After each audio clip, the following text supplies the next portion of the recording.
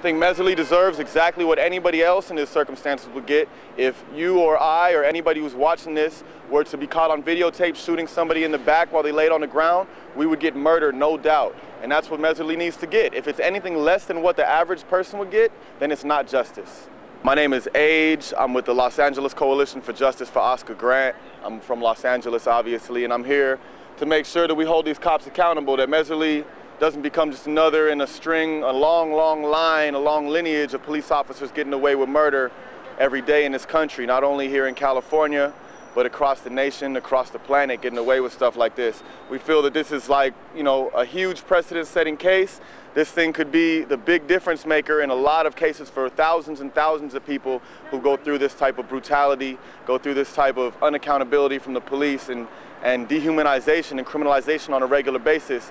And hopefully, you know, this case can bring justice to so many more people. That's why we are all Oscar Grant, and that's why I'm standing out here in support of him and his family right now. If you're asking me why I think the police would start attacking young black men on the street, because they've been training to do, they're going to be police attacking people all over the place. They've been calling this thing out forever. It wasn't people in the streets going, we're rioting regardless. It's been the media, it's been the police who've been saying people are gonna go nuts out there, and people are following suit. These are the rumors that end up flying through the streets. What's gonna happen, and we can keep a close watch on this, we're gonna see police in Oakland trying to beat down any groups of young black men they see. People are going to start defending themselves, which they have a right to do, and then if that happens, things are gonna hit the fan. But we're not gonna, I mean, this is exactly what the police are getting people prepared for, so that they can start smashing people's heads, and when people start protecting themselves, they're gonna start calling it a riot. It's not as widespread as it is in Oakland, of course. It happened there, so it's very close to home for everybody. But here in Los Angeles, it definitely does touch close to home. Because we deal with this, you know, upwards of around 40 times a year by our own count here in Los Angeles. So we see police murders on almost a weekly basis here in this city and in this county, actually.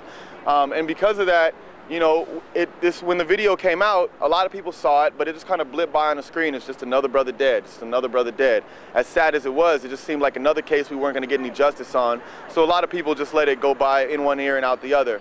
When we've been able to bring this case forward and show people what victories have actually happened around the case and the cover-up that's going on around it, where they're bringing it to Los Angeles, et cetera, people in Los Angeles have been getting very, you know, very emotional about it, wanting to stand up with Oakland and let people know that we have their backs.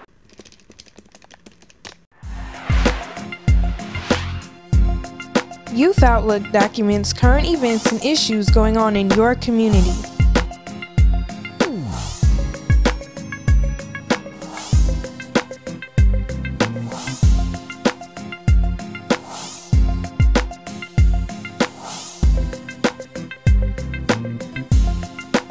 For more information, go to youthoutlook.org.